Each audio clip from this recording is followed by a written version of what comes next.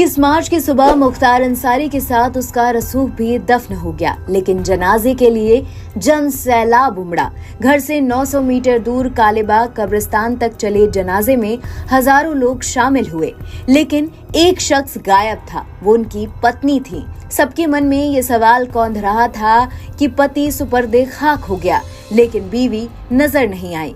करीब 2 साल से फरार चल रही आसफा जनाजे में शामिल होने नहीं आई। आसफा को 2 जिलों की पुलिस खोज रही है। 75,000 का इनाम है। पिछले साल 16 अप्रैल को अतीक के जनाजे में भी उनकी दोनों पत्नी नजर नहीं आई थी।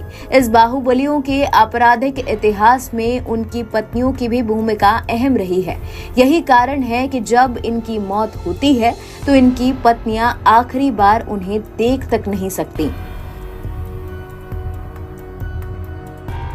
30 मार्च को जब मुख्तार अंसारी का जनाजा कालीबाग कब्रिस्तान के लिए निकला, तब अफवाह फैली कि मुख्तार का एक रिश्तेदार ने वीडियो कॉल के जरिए आसफा को आखिरी बार मुख्तार का चेहरा दिखाया।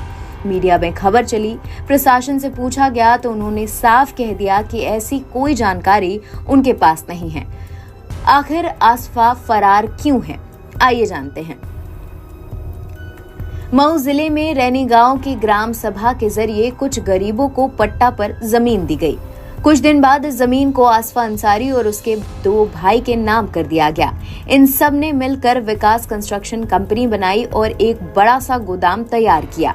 उसे FCI को किराए पर दे दिया। 2020 में जमीन को लेकर तहसीलदार के पास शिकायत पहुंची। जांच हुई तो पता चला गलत तरीके से जमीन पर कब्जा हुआ है। तहसीलदार की शिकायत पर आसफा समेत 5 लोगों पर केस दर्ज हुआ। रविंद्र नारायण सिंह और जाकिर हुसैन को गिरफ्तार किया गया। आसफा और उसके 2 भाई फरार हो गए। फरारी के दौरान ही आसफा ने हाई कोर्ट में गिरफ्तारी रोकने के लिए याचिका दायर की, लेकिन कोई राहत नहीं मिली। जुलाई 2022 में पुलिस को उनपिट मिला। वो घर पर हैं, लेकिन पुलिस के पहुंचने से पहले वो फरार हो गई। मुख्तार की पत्नी आसफा अंसारी पर कुल 11 केस दर्ज हैं। इसमें 8 गाजीपुर और 3 मऊ जिले में दर्ज हैं। गाजीपुर कोतवाली में आसफा पर 406, 420, 386 और 506 IPC की धारा में मुकदमा दर्ज है। ये केस आसफा के सगे चाचा ने करोड़ों की हेराफेरी को लेकर दर्ज करवाया था। 2020 में जमीन हथियाना के मामले में आसफा अंसारी और 2 भाइयों पर मामला दर्ज है। ये केस मनी लॉन्ड्रिंग का था। 7 महीने बाद इसी केस को आधार बनाते हुए 31 जनवरी 2022 को आसफा पर गैंगस्टर लगा। पुलिस के रिकॉर्ड में आसफा अंसारी की आइडेंटिटी इंटरस्टेट 191 गैंग की सदस्य के तौर पर है। मुख्तार के जनाजे में अगर आसफा आती तो उन्हें गिरफ्तार कर लिया जाता। उनके खिलाफ कुल 11 केस दर्ज हैं। अब तक एक बार भी पुलिस के सवालों का जवाब नहीं दिया गया है।